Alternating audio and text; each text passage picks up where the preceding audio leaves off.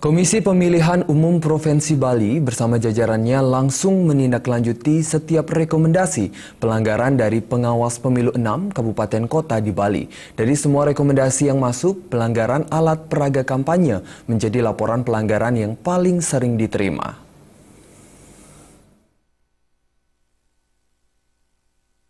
Ketua KPU Provinsi Bali Dewa Kadewi Arsara Kasandi mengatakan, KPU Provinsi Bali dan KPU Kabupaten Kota di Bali langsung menindaklanjuti setiap rekomendasi pelanggaran pemilu yang disampaikan pengawas pemilu di 6 kabupaten kota di Bali.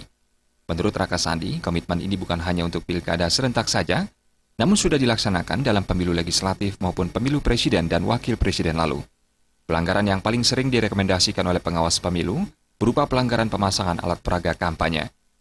Kabupaten Karangasem menjadi daerah dengan pelanggaran alat peraga kampanye APK terbanyak dibandingkan kabupaten kota lainnya.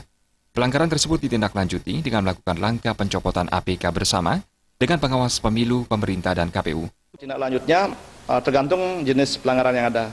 Jika terkait dengan data tentu jika terbukti dan memang demikian adanya dilakukan perbaikan. Kemudian terkait dengan alat peraga misalnya, tentu nanti ada langkah-langkah penurunan. Nah, langkah-langkah penurunan alat peraga ini tentu KPU tidak sendiri, ya. Ada sesuai dengan peran KPU, ada unsur pemerintah daerah di situ. Di samping tentu jajaran Bawaslu dan jajaran Panwas. Meski terdapat sejumlah pelanggaran, KPU Bali menyatakan pelaksanaan tahapan Pilkada 2015 di Provinsi Bali cukup kondusif. Kondisivitas tersebut diharapkan tetap terjaga hingga hari pencoblosan tiba. Pujiantini dan Angga